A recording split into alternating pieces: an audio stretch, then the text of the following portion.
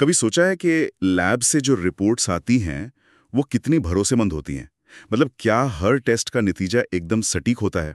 आज हम एवरब्लिंक health care के एक लेख से CLIA के बारे में बात कर रहे हैं। CLIA यानी क्लिनिकल लेबोरेटरी इम्प्रूवमेंट अमेंडमेंट्स। इसमें थोड़ा गहराई से उतरते हैं। हमारा मकसद सिर्फ ये जानना नहीं कि CLIA क्या है, बल्कि ये समझना है कि ये इतना ज़रूरी क्यों है। और देखिए, ये सिर्फ लैब टेक्नीशियंस के लिए नहीं है, हर उस हेल्थ प्रोफेशनल के लिए ज़रूरी है जो इन नतीजों पर निर्भर करते हैं, खासकर जब बात मरीजों की सुरक्षा और सही डायग्नोसिस की हो। तो चलिए शुरू करते हैं। हाँ बिल्कुल। CLI ये 1988 में अमेरिका में लागू हुआ था। ये एक फेडरल रेगुलेशन है और इसका सीधा सा लक्ष्य है अमेरिका में इंसानों पर जितने भी लैब टेस्ट होते हैं, चाहे वो बीमारी का पता लगाने के लिए हो, रोकथाम के लिए या फिर इलाज के लिए, उन सब की क्वालिटी, उनकी सटीकता और वो कितने भरोसेमंद हैं, ये सुनिश्चित करना। इसके पीछे जो मेन आइडिया है वो है नतीजों में एक्यूरेसी और टाइमलीनेस, और अलग-अलग लैब्स के बीच एक जैसा स्टैंडर्ड हो, मतलब स्टैंडर्डाइजेशन। और सबसे जरूरी, गलत लैब प्रैक्टिस से मरीजों को बचाना। स्टैंडर्डाइजेशन ये शब्द सुनने में थोड़ा टेक्निकल लगता है, पर इसका असली मतलब क्या हुआ? क्यों जरूरी है कि अलग-अलग लैब के नतीजे एक जैसे हों? बहुत अच्छा सवाल पूछा आपने। सोचिए, अगर एक मरीज है, वो एक शहर की लैब में टेस्ट करवाता है, नतीजा कुछ आता है। फिर वो दूसरे शहर जाता है, वही टेस्ट करवाता है और नतीजा बिल्कुल अलग। तो डॉक्टर किस पर भरोसा करेंगे? इलाज कैसे तय होगा? स्टैंडर्डाइजेशन ये पक्का करता है कि टेस्ट करने के तरीकों में, क्वालिटी कंट्रोल में एक मिनिमम लेवल बना रहे, ताकि नतीजे ज्यादा भरोसेमंद हों, उनकी तुलना की जा सके, चाहे टेस्ट कहीं भी हुआ हो। इससे डॉक्टरों को फैसला लेने में आसानी होती है। अच्छा, तो ये एक तरह से भरोसे की बुनियाद है। और यहीं पर बात दिलचस्प हो जाती है। ये नियम सिर्फ लैब के अंदर काम करने वालों के लिए नहीं है। अगर कोई डॉक्टर या हेल्थ प्रोफेशनल टेस्ट ऑर्डर करता है, नतीजों को समझता है या उनके आधार पर इलाज तय करता है, तो क्लिया उनकी रोज की प्रैक्टिस को सीधे तौर पर अफेक्ट करता है। ये सिर्फ डायग्नोस्टिक कॉन्फिडेंस की बात नहीं है, ये मरीज की सेफ्टी से बहुत गहराई से जुड़ा है। गलत नतीजे से इलाज में खतरनाक देरी हो सकती है या सरासर नुकसान भी। और हाँ, अगर सही प्रोसेस फॉलो न करें तो कानूनी पछड़े भी हो सकते हैं। एकदम सही कहा। और इसी सुरक्षा और स्टैंडर्डाइजेशन को ध्यान में रखकर CLIA क्या करता है, वो टेस्ट्स को उनकी कॉम्प्लेक्सिटी, मतलब जटिलता के आधार पर बांटता है। एक तरफ है वेव्ड टेस्ट्स। वेव्ड ये सबसे सिंपल किस्म के टेस्ट होते हैं। इनमें गलती का रिस्क कम माना जाता है, जैसे घर पर इस्तेमाल होने वाले ग्लूकोज मीटर या क्लिनिक में जो रैपिड स्ट्रेप टेस्ट या फ्लू टेस्ट होते हैं, और कुछ तरह के रैपिड कोविड-19 टेस्ट्स भी। दूसरी तरफ है मीडियम और हाई कॉम्प्लेक्सिटी वाले टेस्ट्स। इनके लिए नियम ज्यादा कड़े होते हैं, बेहतर इक्विपमेंट चाहिए और बहुत स्किल्ड स्टाफ की जरूरत होती है। तो वेव्ड का मतलब ये हुआ कि इनमें गलती की कोई गुंजाइश ही नहीं है, कोई भी कर सकता है ये टेस्ट? नहीं नहीं, ऐसा बिल्कुल नहीं है। वेव्ड का मतलब सिर्फ इतना है कि प्रोसेस सिंपल है और गलत रिजल्ट का खतरा कम है, शून्य नहीं है।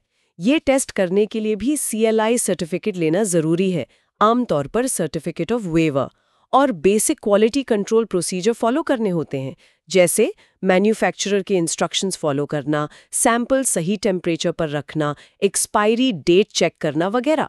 ये छोटे छोटे कदम भी नतीजों की सटीकता के लिए बहुत जरूरी है। इसका कोई ठोस उदाहरण दें तो? मान लीजिए एक बच्चों का क्लिनिक है, वो अपने ऑफिस में ही यूरिन डिप्स यानी पेशाब की जांच और रैपिड फ्लू टेस्ट करते हैं। ये वेव टेस्ट हुए हैं ना? हाँ बिल्कुल। उस क्लिनिक को भी एक valid CLI certificate of waiver लेना होगा और उन्हें बेसिक रिकॉर्ड्स रखने होंगे, जैसे कि टेस्ट किट कब खरीदी, कब एक्सपायर होगी, टेम्परेचर सही मेंटेन किया था या नहीं।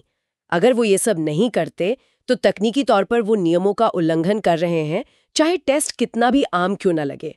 और सोचिए, अगर वो क्लिनिक इन सिंपल टेस्ट्स के लिए भी बेसिक क्वालिटी कंट्रोल ना करें, जैसे एक्सपायर हो चुकी स्ट्रिप्स इस्तेमाल कर लीं या टेम्परेचर का ध्यान नहीं रखा, तो गलत नतीजे आ सकते हैं, जिससे बच्चे के डायग्नोसिस और इलाज में देरी या गलती हो सकती है।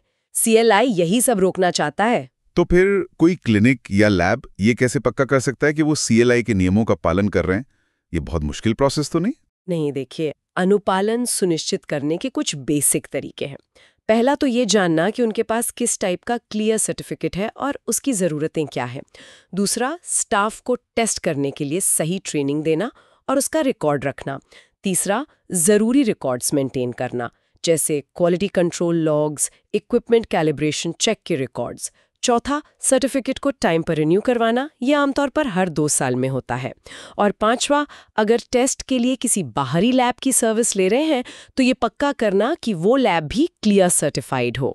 लेकिन क्या छोटे क्लिनिकों के लिए ये सब करना थोड़ा मुश्किल नहीं होता, खासकर रिकॉर्ड रखना, ट्रेनिंग वगैरह? हाँ, ये बात सही है। इसमें मेहनत तो लगती है, खासकर छोटे सेटअप्स के लिए जहाँ रिसोर्सेज कम हो सकते हैं। ये एक एडिशनल काम लग सकता है, एडमिनिस्ट्रेटिव बर्डन जैसा। लेकिन इसे मरीजों की सुरक्षा और भरोसेमंद देखभाल के लिए एक ज़रूरी इन्वेस्टमेंट की तरह देखना चाहिए। इसके बिना ना सिर्फ लीगल रिस्क है, बल्कि सबसे अहम बात, देखभाल की क्वालिटी पर सवाल उठता है। ये उस भरोसे को बनाए रखने के लिए ज़रूरी है जिसका हम जिक्र कर रहे थे। तो इस सब का निचोड़ क्या निकलता है? CLIA शायद पर्दे के पीछे काम करने वाला एक नियम लगता है जिस पर रोज ध्यान नहीं जाता, पर यह सेफ और इफेक्टिव पेशेंट केयर की नींव का एक बहुत अहम हिस्सा है।